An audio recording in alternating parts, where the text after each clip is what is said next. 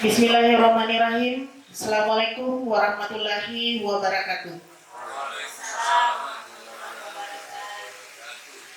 Puji syukur kita panjatkan kehadirat Allah Subhanahu wa taala karena atas rahmat dan limpah hidayahnya pada hari ini kita sempat berkumpul bersama memenuhi undangan dari calon guru penggerak kita yang sejumlah 2 orang di kegiatan diseminasi implementasi budaya positif sekolah melalui keyakinan kelas dan segitiga restitusi. Tak lupa pula kita kirimkan salawat dan salam untuk Nabiullah Muhammad Sallallahu Alaihi Wasallam karena kehadirannya telah membawa kita ke alam yang gelap gulita menuju alam yang terang benderang. Terima kasih kami ucapkan kepada Bapak Ibu yang hadir pada hari ini, yang dalam hal ini menghadiri kegiatan diseminasi yang akan dilaksanakan oleh calon guru penggerak yang ada di SMK Negeri 2 Baru. Kegiatan ini adalah salah satu bentuk aksi nyata, Bapak Ibu. Bentuk aksi nyata setelah mereka kurang lebih 2 bulan mengalami sendiri pendidikan yang dilaksanakan di pendidikan guru penggerak. Sebelum saya persilakan kepada 2 CGP kita untuk mempresentasikan diseminasinya, maka alangkah lebih baik kita dengarkan terlebih dahulu harapan dan arahan oleh Bapak Kepala UPT SMK Negeri 2 Baru, sekaligus kami meminta kesediaan beliau untuk membuka kegiatan diseminasi kita hari ini. Kepada Bapak Dr. Andes Arifin kami persilakan dengan hormat. Bismillahirrahmanirrahim. Assalamualaikum warahmatullahi wabarakatuh. Selamat pagi dan salam sejahtera untuk kita semua. Salam bahagia. Yang saya hormati Ibu Moderator kegiatan ini, yang saya hormati dan banggakan 2 guru kita, kalau guru penggerak yang mengadakan kegiatan pada hari ini, Bapak Ibu sebagai peserta diseminasi dan adik-adik mahasiswa yang sempat ikut pada kegiatan ini. Pertama-tama mari kita panjatkan puji syukur kepada Allah Subhanahu wa taala atas segala limpah rahmat yang diberikan kepada kita semua, sehingga pada hari ini salah satu rangkaian kegiatan kalau guru penggerak kita 2 orang, yaitu melaksanakan diseminasi budaya positif di sekolah dan melalui keyakinan kelas dan segitiga restitusi. Tentu salam dan taslim atas junjungan kita Nabi besar Muhammad SAW sebagai panutan kita. Insyaallah mudah-mudahan kita mendapat syafaatnya di akhirat kelak.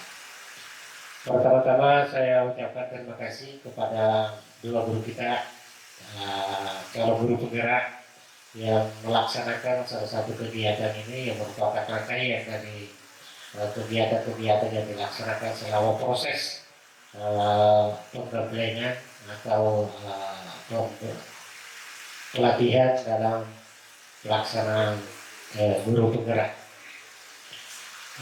Sebelum saya lanjutkan, tentu juga kami berharap kepada Bapak Ibu guru, ya terutama yang memang masih masih energi dan punya kesempatan ke depan. Ya, saya kira 2 guru kita ini dan sebelumnya sudah ada yang melaksanakan kegiatan ini. Kami berharap yang lain akan menyusul, ya, menyusul untuk masuk di program ini kalau guru penggerak. Untuk sekarang pendaftaran itu sudah terbuka pendaftaran 3 hari lagi, Bu, ya. Jadi kalau yang semangat, dan kami yakin bahwa tentu berharap semua bahwa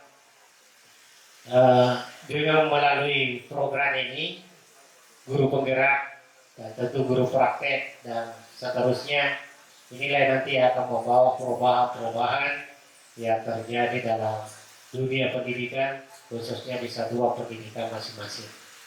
Karena saya tahu persis bahwa program ini sangat baik dan banyak hal-hal yang terjadi, perubahan-perubahan itu melalui diferensiasi yang ada di dalam lingkungan pendidikan, lebih khusus di bagian pembelajaran ini.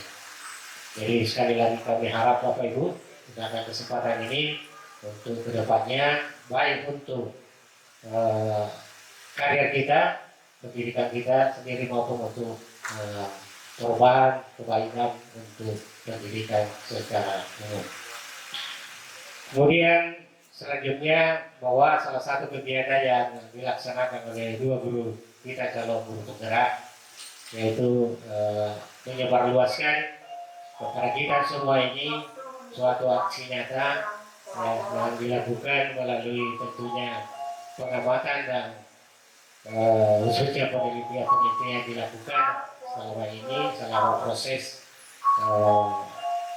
pelaksanaan kegiatan calon guru penggerak ini. Inilah yang akan disampaikan kepada kita mengenai budaya positif ya melalui keyakinan kelas ini dan segitiga restitusi. Ya. Intinya bahwa dalam kegiatan ini informasinya ke kita semua ini terutama ada harapan bahwa dengan melalui segitiga restitusi ini kita akan mengembalikan kita semua termasuk anak kita ke jalan yang benar. Nah, seperti itu intinya. Ya, jadi beberapa hal yang dilakukan itu untuk mengembalikan pada rel yang menurut keyakinan kita itu yang benar. Ya, melalui restitusi. Jadi menciptakan suatu kondisi yang sesuai untuk anak-anak kita, ya, sehingga selama ini kita menghindari pertanyaan-pertanyaan yang muncul, kenapa ini dilakukan? Ya, kenapa hal ini dilakukan? Karena tanpa mengetahui alasan maka pola-pola yang akan kita lakukan itu akan tidak bisa terpenuhi dengan baik. Dan sekarang ini kondisi yang kita ciptakan lebih banyak ke ancaman-ancaman dan hukuman-hukuman.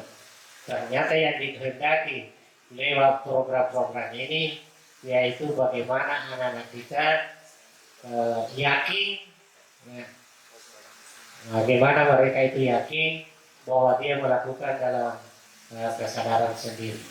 Nah, istilahnya motivasi intrinsik. Selama ini yang terjadi lebih banyak motivasi yang bersumber dari luar atau intrinsik. Nah, ini yang harus terbangun. Jadi kata biasa yang kita gunakan adalah kesadaran. Ya, tentu kesadaran ini termasuk anak kita dan kita semua. Ya. Yang jelas kalau teori mengatakan anak-anak atau kita melakukan itu karena ada kebutuhan yang tidak terpenuhi. Inilah yang harus terjadi.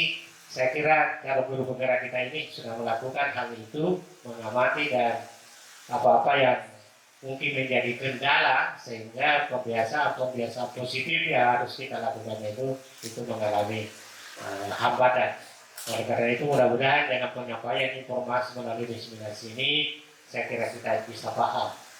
Ya, kita bisa paham khususnya dalam lingkungan kita sendiri. Saya kira itu pengantar yang perlu saya sampaikan. Sekali lagi Bapak Ibu mari kita ikuti dengan seksama dan tentu memberikan saran dan usul melalui kegiatan ini. Dan kami harap sekali lagi mari juga teman-teman yang masih energik untuk menangkap peluang program terbukanya program calon guru penggerak dan mungkin guru praktik. Saya kira demikian. Terima kasih. Wabillahi taufiq wal hidayah. Wassalamualaikum warahmatullahi wabarakatuh. Dan saya nyatakan selamat melakukan kegiatan diseminasi untuk hari ini.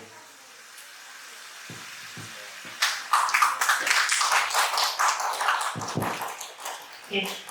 Terima kasih kami ucapkan kepada Bapak Kepala UPT SMK Negeri Dawa Baru. Acara selanjutnya kita akan mendengarkan diseminasi implementasi budaya positif sekolah melalui keyakinan kelas. Nah, selanjutnya kita akan mendengarkan diseminasi kedua, diseminasi implementasi budaya positif sekolah melalui segitiga restitusi yang akan disampaikan oleh CGP Asranuddin. Waktu dan tempat saya persilakan.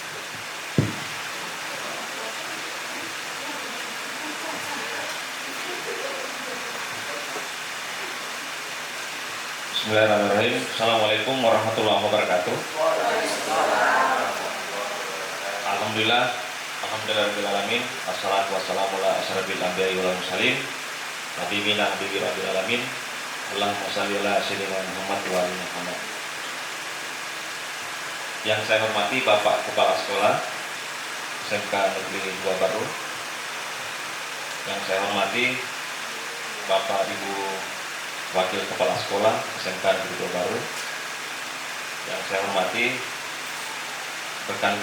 rekan-rekan guru SMK Negeri 2 Baru serta mahasiswa KKN yang sempat hadir di kesempatan pagi hari ini, serta rekan saya CGP Hairil sebagai partner saya dalam angkatan ke-9 ini.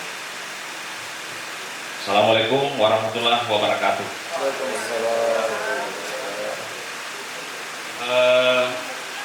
Bapak Ibu sekalian yang saya hormati, jadi pada kesempatan kali ini saya akan menularkan, mendiseminasikan pemahaman konsep yang saya telah dapatkan dalam proses guru penggerak angkatan ke-9 Kabupaten Baru ini. Di dalam proses diseminasi ini kami akan memaparkan konsep mengenai budaya restitusi. Ini khusus untuk bagian saya. Nah, Bapak Ibu sekalian, sebagaimana kita mengetahui bahwa sekarang ini terjadi perubahan pola pikir, perubahan paradigma di dalam lingkungan pendidikan kita. Nah, kita didorong menjadikan siswa kita sebagai fokus utama di dalam proses pembelajaran atau proses kegiatan kita. Nah, ini berpandangan dari Ki Hajar Dewantara yang mengatakan bahwa seluruh aktivitas kita itu difokuskan untuk anak didik kita, karena kita sebagai guru betul-betul didorong supaya mengharus utamakan segala perhatian kita kepada murid kita. Tujuannya apa? Agar kita mendapatkan siswa sesuai yang diinginkan oleh tujuan pendidikan kita. Bagaimana menciptakan sumber daya manusia yang mempunyai kualitas diri yang baik. Nah, dalam pandangan Ki Hajar mengenai pendidikan, bahwa pendidikan itu diarahkan bagaimana supaya siswa menjadi bahagia dan merdeka. Nah, jadi ini menjadi dasar dalam proses pendidikan kita. Nah, tentunya karena kita ingin membuat siswa menjadi selamat dan bahagia. Nah, tentunya di dalam proses pendidikan kita ini, kita sebagai guru mengharus utamakan siswa menjadi siswa yang bahagia.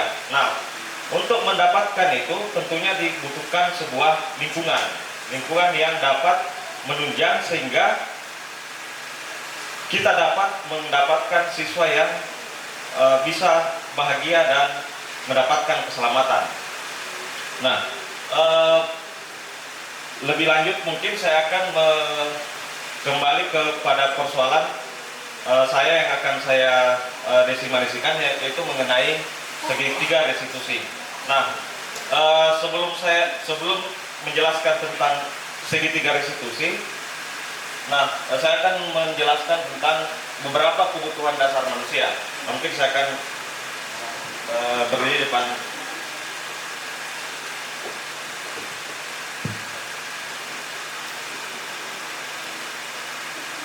Nah, di topik keempat ini yang merupakan kelanjutan dari topik yang dibawakan oleh Pak Heri tadi mengenai kebutuhan dasar manusia dan dunia yang berkualitas. Nah, pada dasarnya manusia itu dia bertindak atau dia melakukan sesuatu itu karena ada kebutuhan yang dia harus penuhi. Nah, ini menurut dari teori Abraham Maslow, dia mengatakan bahwa segala tindakan manusia itu didasari oleh yang namanya kebutuhan. Nah, menurut Abraham Maslow ini bahwa kebutuhan dasar manusia itu dibagi menjadi 5 bagian. Yang pertama, kebutuhan bertahan hidup.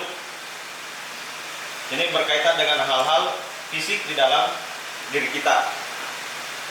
Nah, kemudian ada kebutuhan yang lain, yang kedua, kebutuhan akan cinta dan kasih sayang. Jadi kebutuhan kita akan diterima oleh orang lain. Jadi pada dasarnya juga manusia itu salah satu kebutuhannya adalah ingin diterima oleh sebuah komunitas atau lingkungan di mana dia berada. Ingin dicintai dan disayangi. Kemudian yang ketiga, ada kebutuhan kebebasan. Kebutuhan akan pilihan-pilihan. Dia misalnya ingin melakukan ini, ingin melakukan ini. Itu merupakan salah satu kebutuhan. Berarti dia ingin bertindak atas dasar menurut pilihannya. Begitu. Kemudian yang kedua, ada yang namanya kebutuhan penguasaan. Kebutuhan penguasaan ini maksudnya seseorang ingin diakui keberadaannya berkaitan dengan kemampuan yang dia miliki. Nah, kemudian selanjutnya kebutuhan akan kesenangan. Untuk misalnya menyenangkan dirinya, dia melakukan sesuatu, dia akan melakukan sesuatu. Nah, dari kelima kebutuhan dasar manusia ini yang menjadi salah satu dasar manusia untuk melakukan sesuatu, bertindak, entahkah tindakannya itu berlaku positif atau berlaku negatif. Nah, selanjutnya sebagai ada namanya 5 posisi kontrol. Nah, 5 posisi kontrol ini yang secara teori ada pada guru.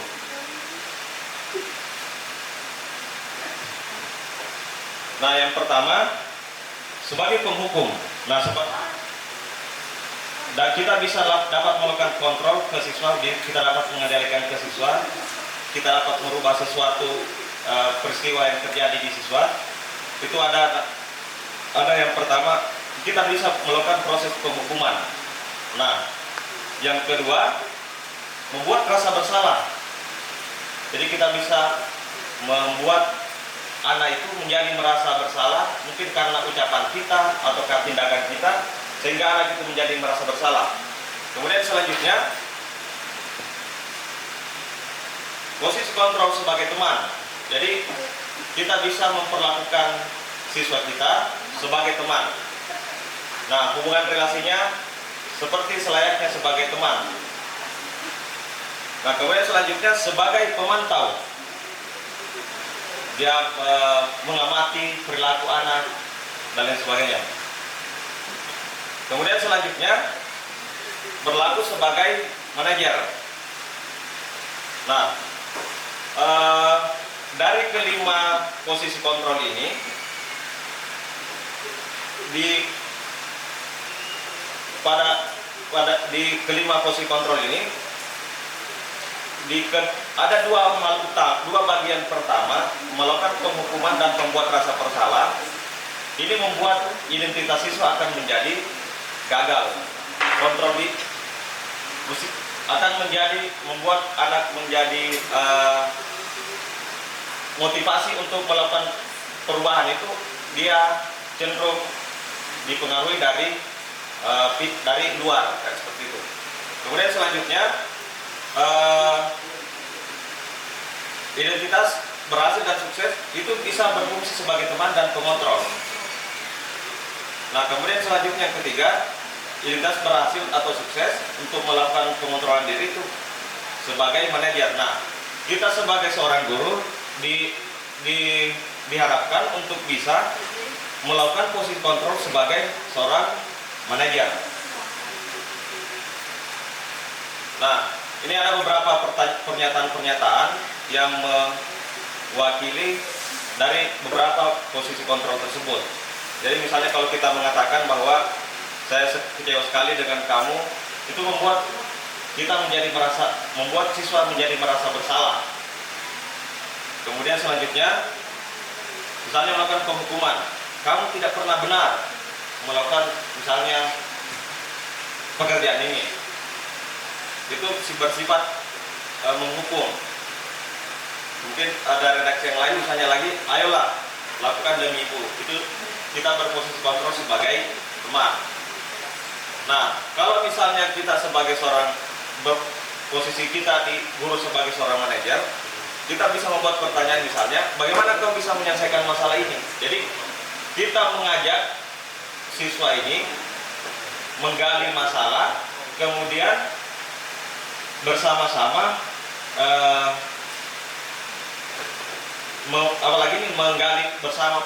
mengajak siswa untuk menggali masalahnya, kemudian mengajak dia bagaimana kira-kira melakukan pemecahan masalah dari masalah yang dia hadapinya tersebut. Nah, selanjutnya kita akan masuk ke bagian segitiga restitusi. Nah, di segitiga restitusi ini merupakan salah satu metode bagaimana melakukan pemecahan masalah yang terjadi ketika terjadi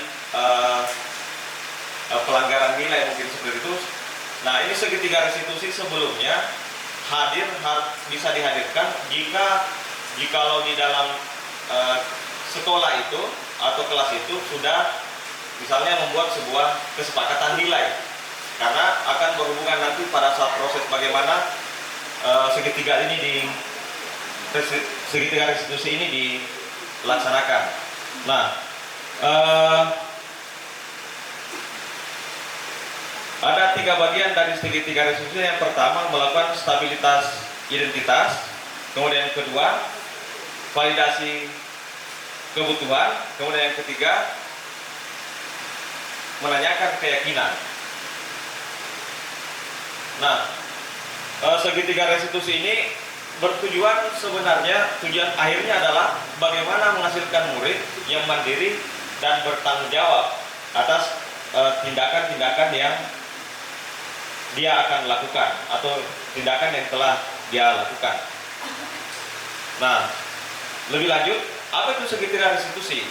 Jadi, secara konseptual, restitusi merupakan proses menciptakan kondisi bagi murid untuk memperbaiki kesalahan mereka, sehingga mereka kembali pada kelompok mereka dengan karakter yang lebih kuat. Restitusi juga merupakan proses kolaboratif yang mengajarkan murid untuk mencari solusi atas masalah mereka dan membantu murid berpikir tentang seperti apa mereka yang akan inginkan menjadi manusia yang seperti apa dan bagaimana harus memperlakukan orang lain. Nah, itu definisi dari segitiga restitusi. Nah, tadi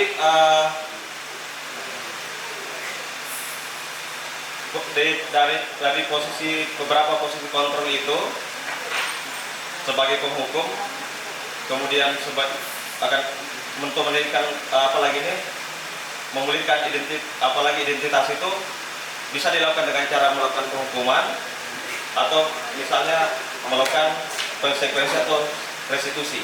Nah, dari sini kita bisa melihat bahwa kalau kita melakukan penghukuman itu sesuatu yang harus terjadi, sesuatu yang menyakitkan dan harus terjadi. Nah, kemudian selanjutnya membuat murid tidak nyaman dalam jangka waktu yang sangat panjang. Nah, ini akan mungkin contoh sederhananya, siswa akan merasa dendam kepada kita ketika kita melakukan penghukuman. Selanjutnya juga murid akan merasa tersakiti.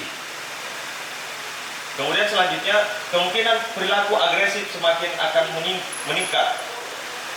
Ya, mungkin siswa akan mungkin di depan kita tidak terjadi, tapi diam-diam akan dia lakukan di tempat lain, bahkan membuat semakin menjadi-jadi kan, seperti itu. Nah, selanjutnya juga murid cenderung akan membenci peraturan-peraturan.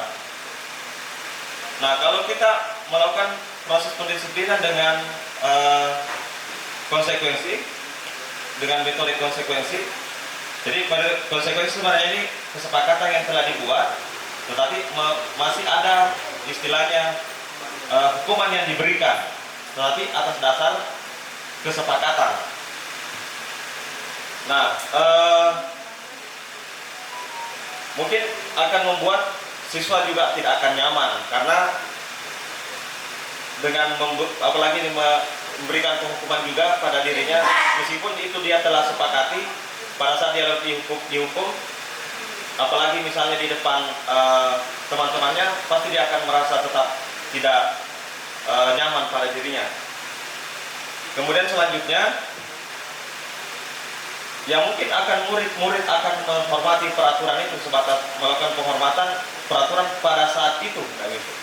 Nah, sebenarnya kita ingin mendorong ini, kedisiplinan ini menjadi sifatnya menjadi motivasi intrinsik, motivasi yang timbul dari dalam diri. Nah, tawarannya adalah dengan melakukan restitusi. Nah, ini pun restitusi adalah pilihan, kayak gitu. Jadi memaksa juga misalnya anak dilakukan restitusi itu membuat dia tidak tenang, tidak senang. Nah, makanya untuk melakukan ini perlu pendekatan secara khusus bagaimana supaya ketika dilakukan anak-anak merasa tidak akan mendapatkan perlakuan yang merasa dihukum, kayak seperti itu. Kemudian selanjutnya murid akan mendapatkan penguatan. Nah, kenapa mendapatkan penguatan? Karena dalam proses ini nantinya akan diingatkan nilai-nilai yang mereka telah sepakati, atau nilai-nilai yang dia yakini sebelumnya, untuk supaya dia menjadi lebih memahami nilai yang telah dilanggar sebelumnya. Nah, selanjutnya juga restitusi ini membuat murid menghormati dirinya dan orang lain. Nah, ini mungkin yang lebih penting, kenapa tawaran konsep restitusi ini penting untuk dilakukan.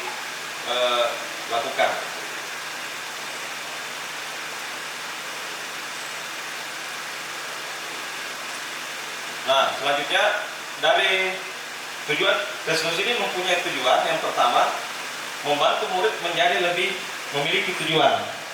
Nah, pada saat mereka melakukan kesalahan, melakukan misalnya pelanggaran norma atau pelanggaran dari nilai keyakinan yang telah disepakati itu, kita murid dibantu untuk memiliki tujuan kan gitu. Memiliki apalagi gambaran tentang apa yang harus dilakukan. Kemudian selanjutnya akan membuat mereka menganut disiplin positif yang muncul dari dalam dirinya. Kemudian selanjutnya dapat memulihkan dirinya setelah berbuat salah.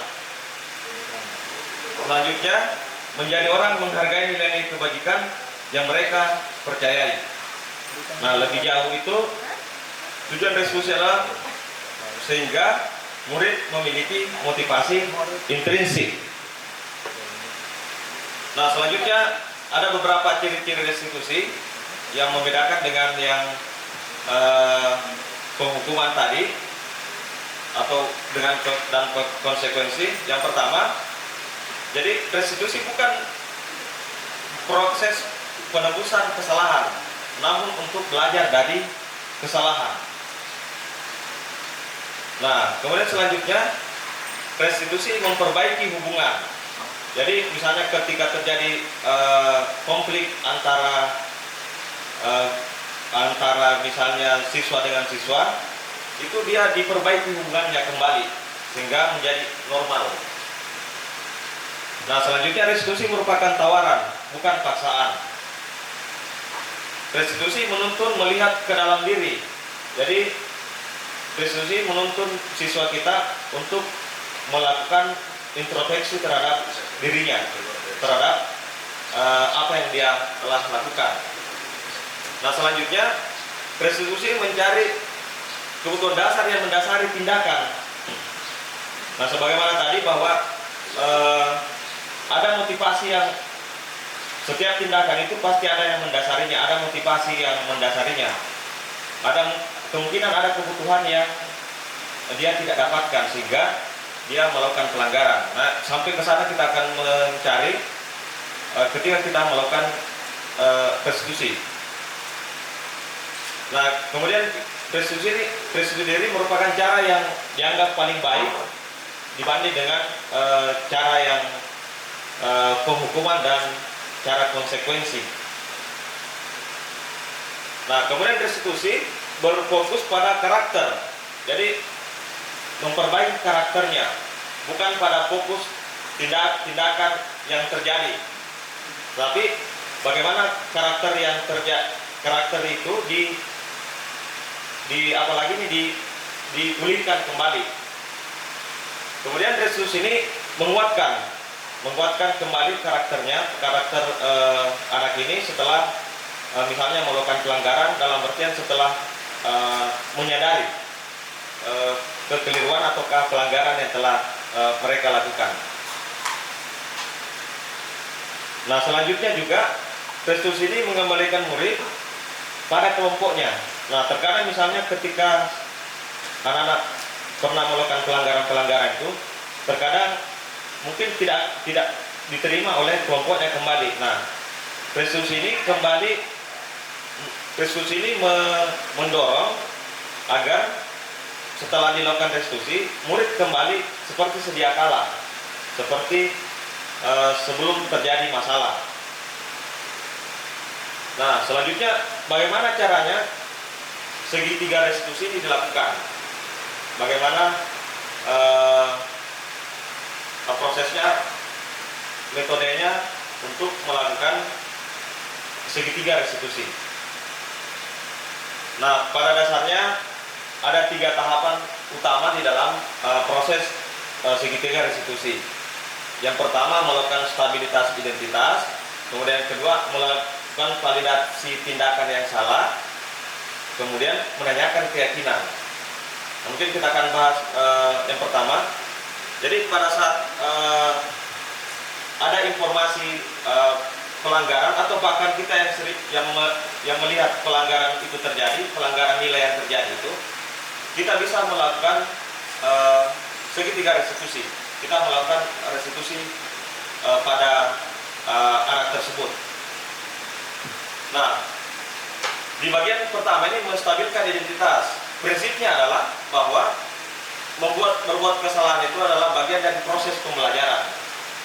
Jadi kita harus menganggap bahwa kesalahan-kesalahan yang dilakukan di anak-anak di dalam sekolah ini dianggap sebagai proses pembelajaran.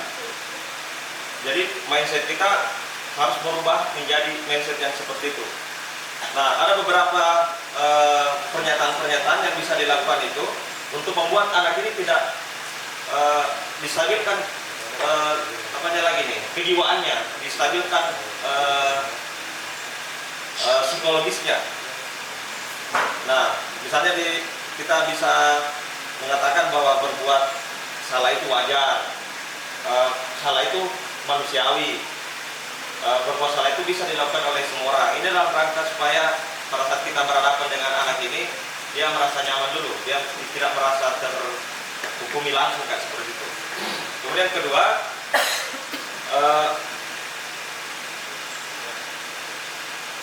kita bisa membuat pernyataan bahwa saya tidak ingin mencatat siapa yang salah, tapi kita akan mencari solusi. Jadi ini pertanyaan-pertanyaan ini untuk membuat anak-anak yang kita hadapi ini merasa tenang, merasa terterima dengan kita, sehingga nantinya dia akan bercerita lebih lanjut tentang apa yang akan kita tanyakan.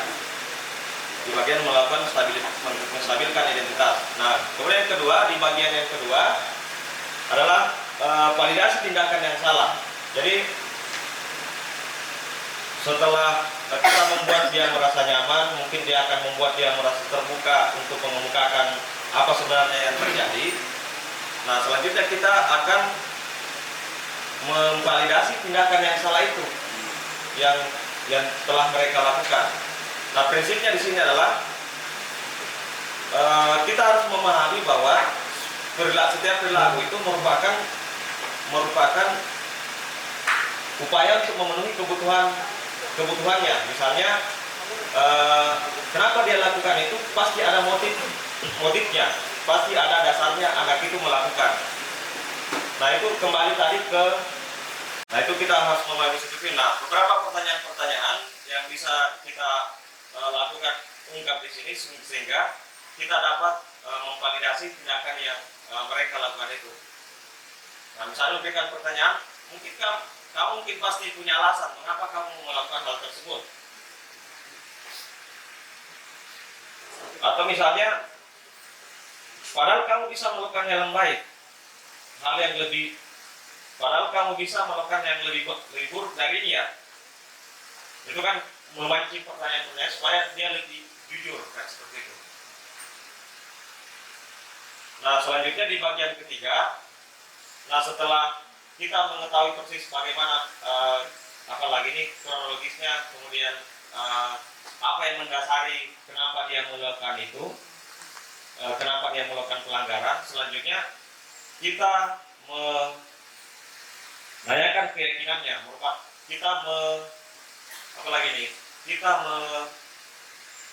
membuat anak itu menggali nilai-nilai yang dia yakini sebelumnya. Nah,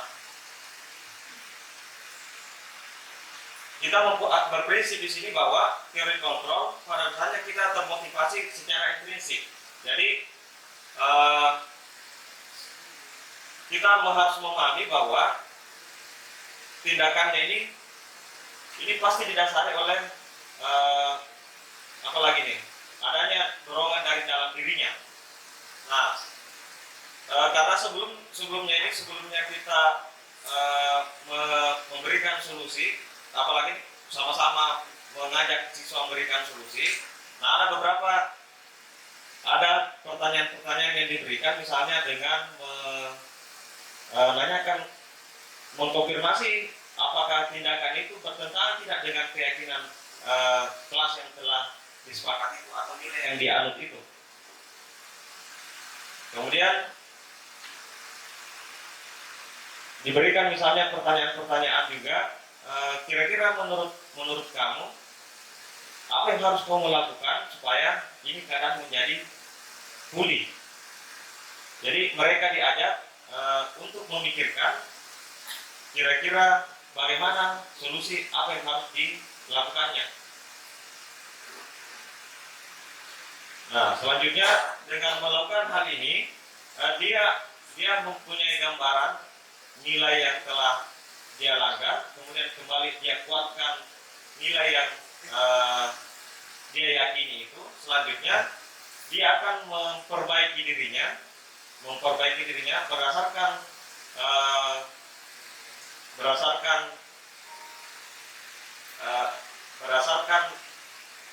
solusi yang dia tawarkan. Kemudian kita berfungsi di sini untuk memberikan keyakinan bahwa apa yang dia pikirkan itu baik, apa yang akan dia lakukan itu akan merubah dirinya menjadi pribadi yang lebih baik.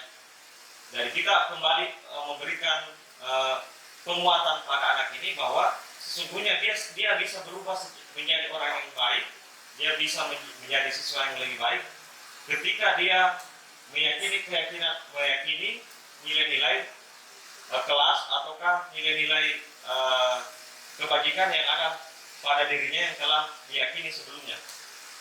Jadi seperti itu proses untuk melakukan segitiga restitusi. Nah, dalam hal ini saya telah melakukan berupa simulasi dan praktek langsung menghadapi anak yang bermasalah yang melakukan pelanggaran nilai. Ada kasus siswa sering, ada sudah beberapa kali dalam satu minggu itu kadang dia tidak masuk satu kali di pelajaran saya. Nah ternyata setelah saya dapatkan, ternyata pelanggaran dilakukan ini sifatnya karena apa lagi nih? Setelah digali lebih jauh, ini alasannya karena tidak punya kendaraan. Dia rumahnya cukup jauh dan tidak punya kendaraan. Itu yang mendasari dia. Sebenarnya dia tidak nyaman untuk tidak datang ke sekolah, tapi karena persoalan kondisi sehingga dia tidak hadir. Nah, setelah ditelusuri lebih jauh, ternyata siswa ini karena dia tidak ada akses kendaraan untuk datang ke sekolah. Nah, kemudian ada contoh lain yang saya telah buat.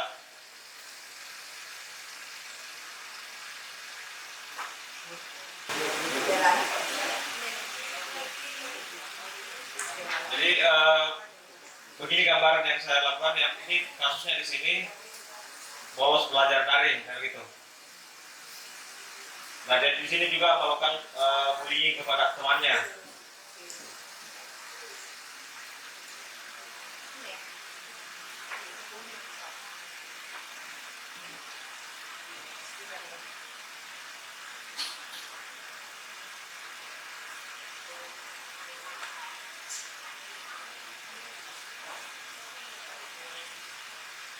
Kosong aja.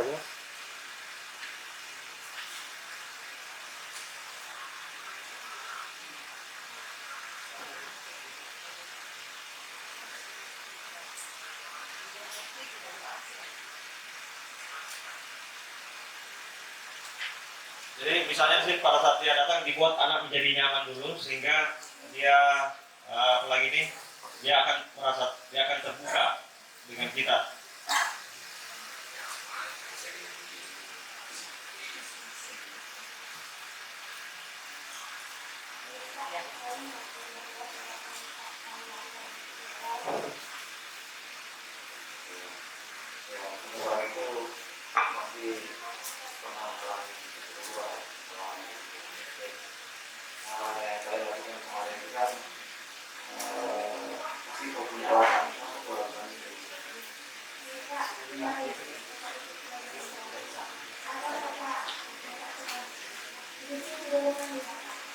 Oke, jadi sambil mungkin apalagi ini di jadi prosesnya kira-kira kayak begini. Jadi ada 3 tahapan yang utama dalam melakukan segitiga restitusi.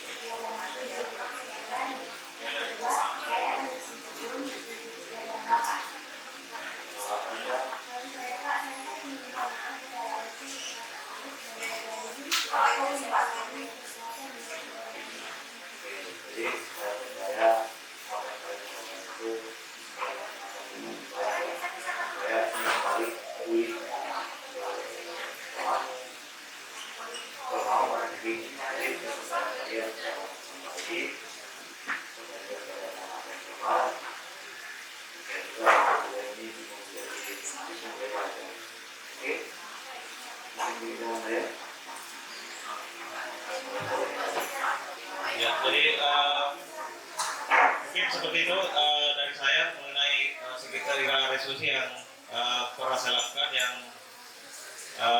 selama proses JM ini. Mungkin seperti itu saya kembalikan pada Ibu Moderator.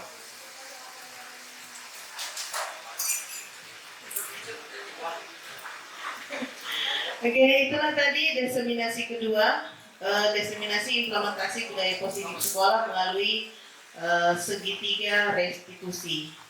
Ada beberapa poin penting yang disampaikan, termasuk kebutuhan dasar manusia dan membuat dunia bagi anak itu berkualitas. Kemudian ada 5 posisi kontrol guru, di mana seorang guru kita diharapkan berada di posisi sebagai manajer. Dan yang terakhir yang telah dipaparkan tadi berikut aksi nyatanya adalah bagaimana melakukan apa sih dan bagaimana melakukan restitusi kepada murid kita yang melakukan pelanggaran. Jadi restitusi ini tidak hanya untuk murid ya Bapak Ibu. Seorang guru itu bisa melakukan restitusi ke sesama rekan guru. Selama ada kenyamanan dan kepercayaan ke guru yang akan melakukan restitusi, karena intinya restitusi kita tidak memberikan masalah, tapi menggali potensi dan keyakinan yang ada pada orang yang direstitusi, sehingga dia dengan sendirinya memunculkan sendiri solusi-solusi dari permasalahan yang dihadapi. Oke, tentu banyak hal-hal yang ingin dipertanyakan Bapak Ibu terkait dengan 2 topik kita hari ini mengenai keyakinan kelas dan segitiga restitusi. Apalagi ini saya yakin dan percaya di kelas sesuatu kalau kita tidak mengalami pasti mengatakan mungkinkah ada bisa saja, bisa tidak dilakukan di SMK 2. Nah, untuk sesi tanya jawab saya akan membuka 2 penanya, boleh diarahkan langsung ke CGP siapa yang mau ditanyakan. Silakan Bapak Ibu. Oh ya, kepala sekolah. Oh 2. Jadi Bapak kepala sekolah dengan Bapak Dr. Andes Haji Ramli. Silakan Pak. Baik, terima kasih. Jadi yang saya hormati Bapak kedua CPG kita. Jadi ini bukan pertanyaan, hanya mungkin saya rangkum dari semua materi yang ada dan kemungkinannya ini untuk sekolah kita. Menarik sekali apa yang disampaikan tadi oleh Komateri kalau guru penggerak kita terkait dengan masalah budaya positif dan keyakinan kelas serta segitiga restitusi. Inilah nanti yang membedakan Bapak Ibu bahwa sekolah yang ada guru penggerak dan sekolah yang tidak ada itu nuansanya beda. Ya, nuansanya beda. Jadi pasti ada perubahan-perubahan yang terjadi. Oleh karena itu sekali lagi kalau menyimak materi tadi berfokus pada peserta didik kita dan ikut di dalamnya tentu kita semua, kami berharap guru kita angka peluang mendatang sekarang menjadi guru penggerak. Karena ini banyak-banyak yang seharusnya. Kemarin juga saya coba mendengar satu uraian tentang konselor. Bahwa ternyata itu konselor itu tidak memutuskan sesuatu terhadap anak, tapi mengarahkan bagaimana itu mengambil sebuah keputusan. Ya ini bukan hal yang mudah. Makanya saya harap dan bagian itu ada di dalam materi dan program guru penggerak. Kenapa saya tadi sampaikan bahwa ada perbedaan karena kalau menyimak tadi beberapa program atau teori yang disampaikan memang semuanya bukan baru, tetapi beberapa modifikasi yang ada dari teori-teori itu yang kita sudah jalankan. Contoh mengenai peraturan. Ya, peraturan itu harus ada. ya, tetapi dimodifikasi menjadi sebuah keyakinan. Ini nanti kalau kita bikin aturan-aturan yang ada di dalam lingkungan sekolah kita, termasuk sampai ke peserta didik itu, kami mohon ini sebagai apa ya, konseptor dari guru-guru penggerak ini, termasuk kalau guru penggerak, untuk membantu dalam menyusun keyakinan-keyakinan yang akan dilaksanakan di sekolah. Karena tadi ini kan kalau aturan ini lebih banyak langsung ke kelas, tapi sebenarnya harus ada di satuan pendidikan. Jadi menarik sekali bahwa dari peraturan yang kaku itu akan dirubah menjadi sebuah keyakinan sehingga bisa dijalankan. Itu yang menarik tadi, termasuk penanganan masalah siswa, ya, karena tadi ditanyakan sudah bagus sekali. Ya, terima kasih atas langkah yang dilakukan, aksi nyata dalam menangani kasus-kasus atau persoalan yang terjadi pada anak-anak kita. Kemudian tadi Pak, berdasarkan teori-teori ini, tadi yang disampaikan konsep ini, tadi saya berdiri di depan, di sebelah, ada kata-kata tampan dan cantik. Menghendaki harapan-harapan yang ada di situ, cuma di sini tolong nanti dibantu, ini kelihatan di dalamnya membedakan antara perilaku dan harapan, ya, harapan untuk tampang ini kan identik dengan laki-laki, cantik identik dengan perempuan. Jadi berharapkan ada perbedaan, di sini ada perbedaan antara perilaku dan harapan oleh putra dan putri. Ya, karena mungkin kalimat-kalimat yang dicocokkan di dalam itu mencocokkan kalimat tampannya dengan kalimat kata tampannya itu dengan kata cantiknya itu, sehingga apa yang diharapkan di situ berbeda. Kalau nanti kita penggerak ini membantu untuk, tetapi informasi itu sangat penting. Sangat penting. Tadi saya berdiri cukup tampil ada ini antara yang harus dilakukan, cantik ada ini.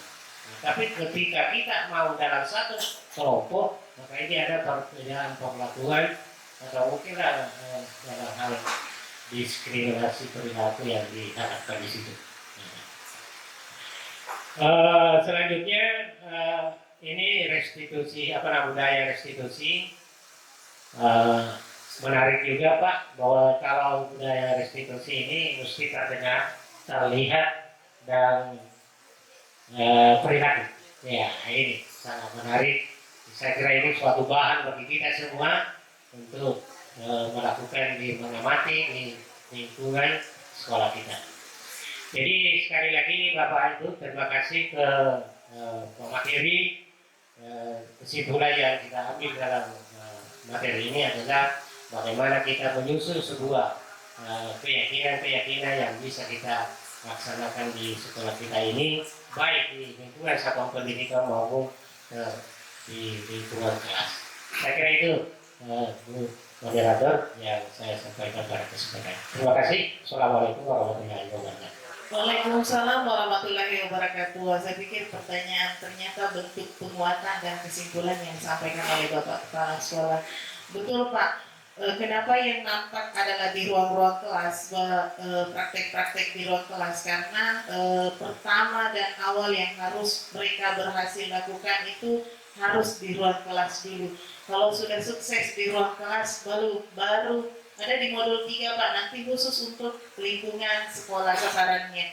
Itu mungkin sedikit penjelasan terkait dengan tadi kenapa tampak yang dilakukan adalah ruang kelas. Harapannya kalau mereka sudah berhasil di ruang kelasnya mereka, ya insya Allah di modul berikutnya mereka diharap berhasil untuk membantu program sekolah terkait dengan budaya positif ini. Nah, selanjutnya mungkin ada yang ingin ditanyakan oleh Bapak Dr. Abbas Haji Ramli. Kami boleh mungkin mic-nya digeser ya. Silakan Pak. Bismillahirrahmanirrahim. Assalamualaikum warahmatullahi wabarakatuh.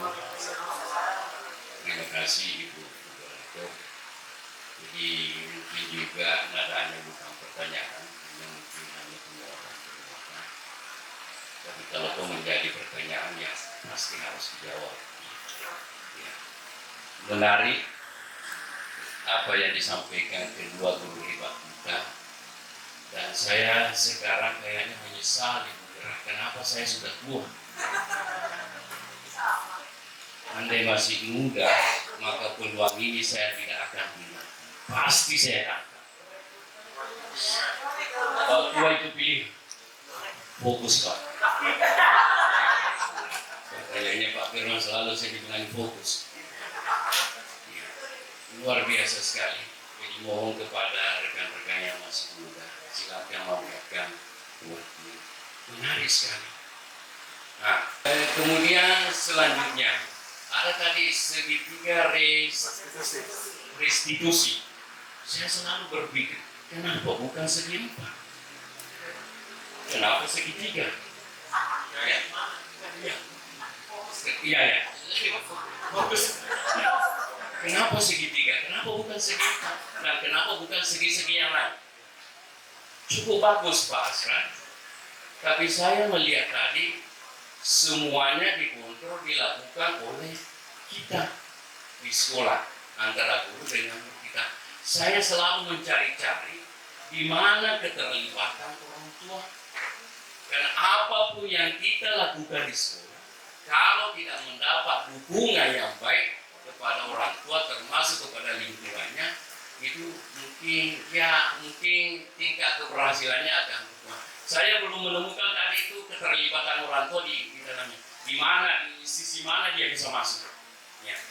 Nah, kemudian selanjutnya, karena ini cukup bagus sekali, kalau mereka ini terlambat semua mendaftar jadi guru penggerak, maka jadikan istilahnya tindakan nyata, ya apa namanya? Aksi nyata, buat workshop di sekolah untuk ini dan menggunakan peran seperti tadi yang dilakukan oleh Pak Asra. Jadi kita guru-guru menangani masalah itu dan disopi, dan disitulah kita melihat nanti di mana letak kekurangannya, apakah bahasa yang digunakan sudah benar atau tidak. Kalau mereka ini terlambat mendaftar jadi guru penggerak, ya kalau mereka ini, maka kita tunggu mereka ini yang muda-muda ini. Silakan fokus Pak Firman.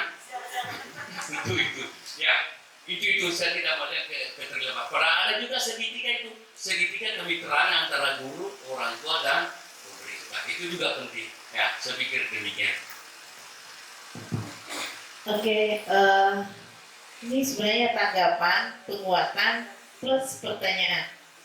Nah, pertanyaan pertama dari keyakinan kelas yang sudah dipaparkan oleh Pak Hairil itu, kalau semisal di kelas-kelas itu semua guru mata pelajaran membuat keyakinan kelas, maka akan terjadi banyak keyakinan kelas di dalam kelas itu. Nah, bisa mungkin diberikan tanggapan balik ini Pak Hairil. Dan yang kedua akan berturut-turut nanti, nah terkait segitiga restitusi Pak. Kenapa segitiga restitusi? Kemudian tadi hanya yang terlibat antara guru dengan murid atau guru dengan siswa. Nah, di mana pelibatan orang tua di sini?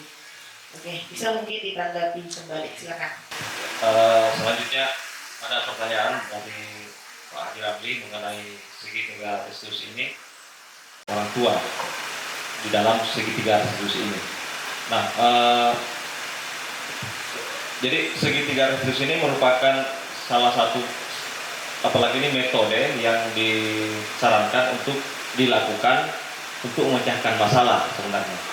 Jadi yang bisa melakukan ini bukan ini bisa berlaku untuk siapa saja bisa melakukan segitiga restitusi ini.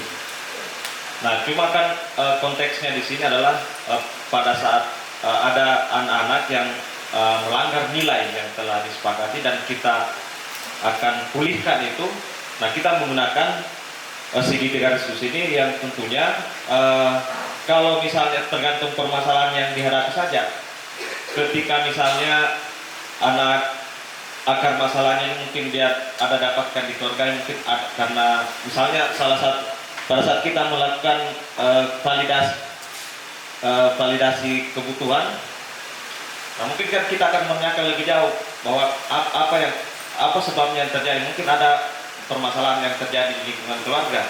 Nah, itu kan setelah dia bisa mengungkap itu, pada akhirnya kan anak-anak nanti akan pada saat di bagian ketiga menanyakan keyakinan ini, pada saat anak-anak diajak untuk memberikan tawaran, kan pasti akan dia pikir ke sana bahwa ada masalah terkait dengan lingkungan kabinet dan bagaimana kira-kira memecahkan itu.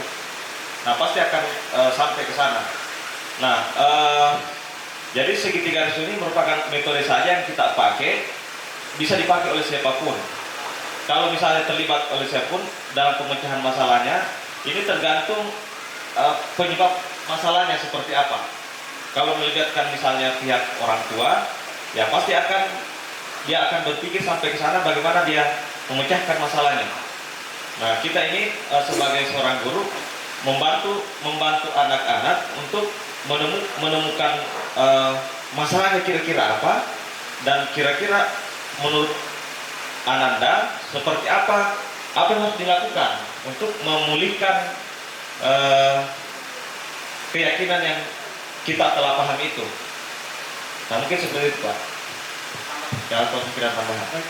Saya tambahkan juga sedikit Pak Haji terkait dengan segitiga restitusi ini. Jadi segitiga restitusi ini semacam model Pak Haji. Jadi sebenarnya tanpa kita sadari segitiga restitusi bisa saja kita pernah menerapkannya. Cuma mungkin hanya ada satu. Mungkin pada saat menstabilkan identitas saja bisa jadi ya. Jadi penerapan segitiga restitusi ini komplitnya itu 3 dan bisa saja diterapkan tidak berurut. Bisa saja mulai dari menanyakan keyakinan dulu. Baru menstabilkan identitas, tidak mesti harus berurut penerapannya dalam pelaksanaan segitiga restitusi ini. Kemudian bagi seorang guru Pak Haji untuk menerapkan segitiga restitusi ini harus berada pada posisi kontrol manager. Kalau seorang guru berada pada posisi penghukum, sepertinya dia tidak bisa menerapkan segitiga restitusi ini, karena dalam segitiga restitusi ini seorang guru itu harus bisa memposisikan dirinya bagaimana dia bisa mengayomi anak-anak yang bermasalah ini. Jadi harus berada pada posisi manajer. Kalau dia berada pada posisi pembuat rasa bersalah dan penghukum, kayaknya dia tidak bisa menerapkan segitiga restitusi ini. Jadi untuk menerapkan segitiga restitusi harus berada guru itu memposisikan dirinya sebagai manajer. Ya, tadi dijelaskan oleh Pak Asrad seperti apa sih itu guru pada posisi manajer ini. Ya, jadi kalau guru berada pada posisi manajer itu membuat siswa itu berada pada identitas berhasil, maksudnya tidak merasa bersalah. Kemudian siswa juga menghargai dirinya.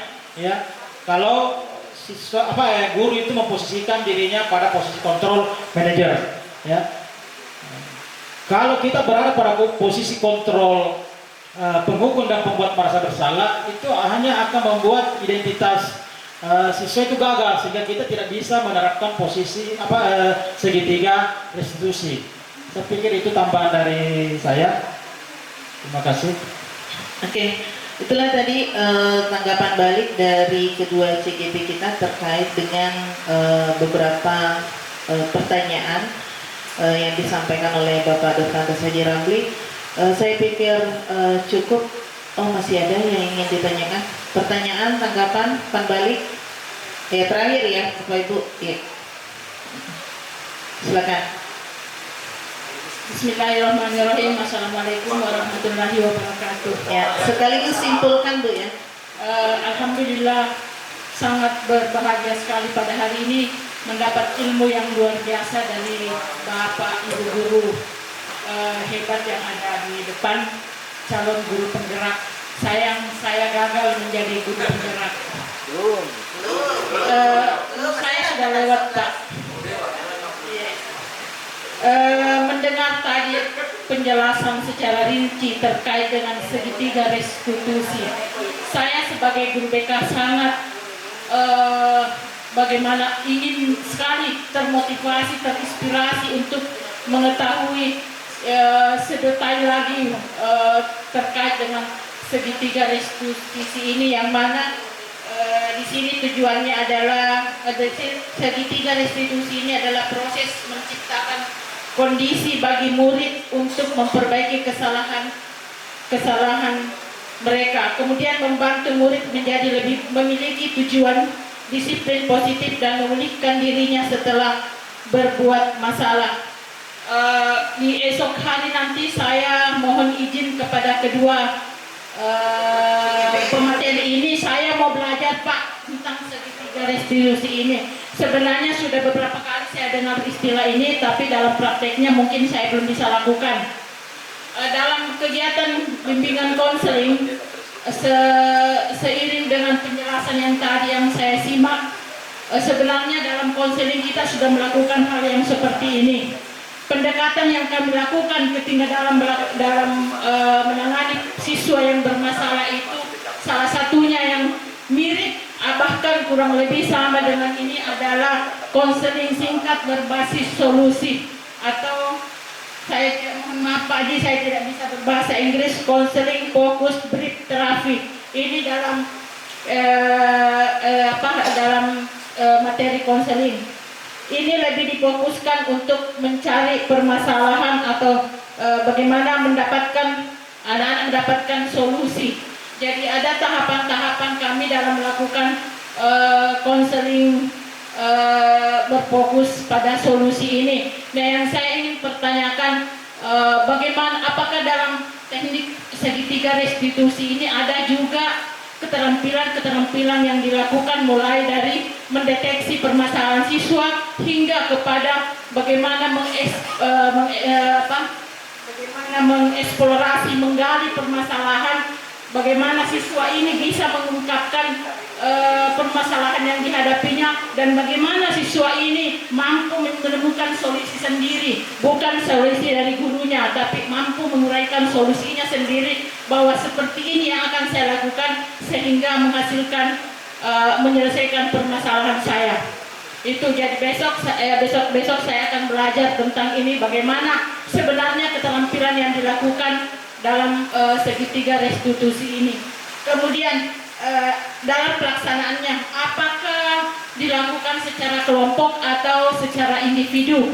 Kalau kami di konseling berbasis solusi ini diklarifikasi bagaimana tingkat kesalahan yang dialami anak-anak tersebut.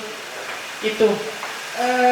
Kemudian dari keterampilan itu, karena sebenarnya dalam konseling kita tidak begitu saja menerima siswa, kembali ke kita pribadi sebagai konselornya, bagaimana perasaan kita sebelum menerima siswa. Ketika kita masih dalam kondisi galau, barangkali tidak bisa menangani siswa, harus betul-betul fit baru mengajak siswa untuk berkomunikasi dengan kita. Itu saya pikir demikian Pak kedua pemateri. Sekiranya bisa meluangkan waktunya untuk saya memberikan kesempatan kepada saya untuk belajar. Oke, itu tadi dari Bu Arsanti sebagai salah seorang konselor yang kita miliki. Nah, saya perjelas mungkin pertanyaannya, di konselor itu ada, di BK itu ada konseling berbasis solusi.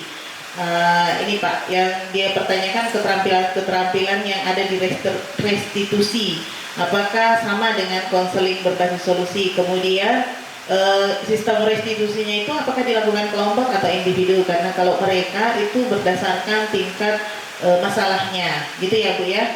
Dan untuk kesempatan belajar Bu Arsanti, silahkan Pak Asran dengan Pak Heri siap. Silakan Pak Asran. Ya,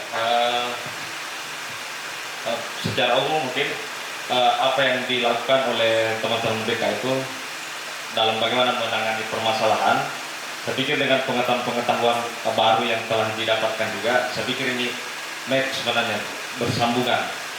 Nah, di dalam segitiga restitusi ini, sebelum kita juga melakukan melakukan pemecahan masalah, ya tentunya bagi seorang guru sebagai orang yang melakukan pemecahan masalah, tentunya juga dalam keadaan yang baik. Maksudnya tidak, atau paling tidak akan mencampurkan permasalahannya pada saat dia melakukan restitusi. Nah, kemudian yang selanjutnya, pada saat langkah awal yang kita lakukan adalah bagaimana membuat senyaman mungkin anak-anak ini dalam ketika berhadapan dengan kita. Nah, ada 5 posisi kontrol guru tadi yang bisa kita pilih itu. Namun pada saat kita ingin melakukan proses segitiga restitusi ini, sedapat mungkin kita memilih sebagai seorang manajer, guru sebagai seorang manajer. Karena dengan berposisi sebagai seorang manajer, kita bisa membuat siswa kita itu lebih mandiri. Karena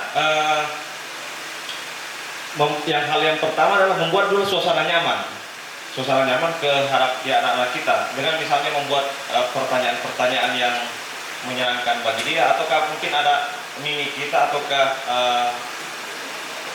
perkataan-perkataan kita yang membuat anak kita menjadi nyaman dengan kita. Itu yang hal yang pertama dilakukan. Kemudian kedua, setelah itu melakukan apalagi ini,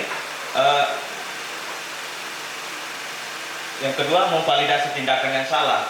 Maksudnya di sini adalah pada saat anak-anak sudah mulai nyaman itu, ada rasa kepercayaan diri yang ditanamkan kepada diri kita, kepada kita. Selanjutnya kita bisa melakukan validasi tindakan. Apakah seperti apa? Ini kan kita sebelumnya kita dapatkan informasi, atau kita sendiri yang mendapatkan masalah itu. Nah, ini kita akan gali lebih jauh. Seperti apa kejadian yang terjadi dan apa yang mendasarinya itu. Nah, itu kita akan menggali sampai di sana. Apa yang mendasarinya yang dia melakukan tindakan itu? Tadi ada beberapa teori yang dikemukakan. Kenapa misalnya melakukan tindakan itu? Karena ada motifnya, ada kebutuhan yang tidak terpenuhi sehingga kejadian itu dilakukan, perilaku itu dilakukan. Nah, kita akan menggali sampai ke sana di bagian validasi tindakan yang salah itu. Nah, selanjutnya pada saat kita sudah mengetahui bagaimana tindakan yang dilakukan itu, apa motifnya sehingga melakukan itu, anak sampai sejauh itu mengungkapkan. Nah, kita selanjutnya akan mengajak mereka untuk memikirkan kira-kira yang pertama, memikirkan apa kira-kira nilai yang telah dilanggar itu. Ya kan, untuk mengingatkan kembali keyakinan, mengingatkan kembali keyakinan kelas yang disepakatikah, ataukah keyakinan sekolah, ataukah nilai-nilai universal yang dia yakini. Nah, setelah itu kita bisa mengajak mereka untuk membuat mengajak mereka berpikir kira-kira menurut dia apa yang harus dilakukan, untuk memulihkan nilai yang dia langgar tersebut. Ya, pastinya anak-anak pada saat kita melakukan itu anak-anak itu akan mengungkapkan hal-hal langkah-langkah apa yang harus dia lakukan. Langkah-langkah apa yang dilakukan sehingga itu akan memulihkan dia. Nah, kita wajib mempercayai bahwa kita memberikan keyakinan bahwa terhadap solusi yang dilakukannya itu, kita memberikan apresiasi terhadap langkah-langkah yang akan dia lakukan. Karena ini pada dasarnya adalah bagaimana mereka menyadari kesalahannya dan membuat dia menjadi pribadi yang lebih baik. Begitu yang saya pahami dan lakukan bagaimana melakukan segitiga restitusi. Mungkin ada tambahan, Pak? Saya tambahkan sedikit. Jadi segitiga restitusi ini adalah suatu proses dialog, Bu, ketika kita menghadapi anak-anak yang bermasalah. Jadi proses dialog ini ya untuk memberlakukan segitiga restitusi ini harus posisi guru dulu itu adalah posisi manajer, jangan menjadi posisi penghukum. Jadi ketika kita menghadapi anak-anak, jangan suasana kita dalam keadaan marah kemudian menunjuk-nunjuk, itu akan membuat identitas anak menjadi gagal, ya. Jadi untuk menerapkan segitiga restitusi ini, ya, dialog yang kita lakukan adalah bernada ramah kepada anak-anak, ya, harus ramah kepada anak-anak, ya. Jadi bukan dengan ekspres marah, ya. Jadi posisi manajer, bagaimana seorang manajer mengolah masalah itu menjadi sebuah solusi, ya. Nah, jadi sekali lagi seperti kita disampaikan oleh Pak Asran tadi bahwa segitiga restitusi ini bukan paksaan, ya, bukan paksaan, tapi ini adalah tawaran yang dilakukan oleh anak, bagaimana dia bertanggung jawab atas kesalahan yang dia lakukan. Jadi saya kira itu. Kemudian terkait dengan apalagi tadi Bu Arsanti ingin belajar, kita sama-sama belajar Bu Arsanti, kami juga masih belajar. Kita belajar bersama-sama. Kami memiliki beberapa contoh video terkait dengan penerapan segitiga restitusi. Kami nanti akan share juga itu ke guru-guru BK untuk melihat bagaimana sih sebenarnya itu contoh penerapan segitiga restitusi pada siswa yang melakukan kesalahan. Saya kira itu tambahan dari saya. Terima kasih. Oke, itu tadi tanggapan balik. Dan untuk pertanyaan terakhir, sekali lagi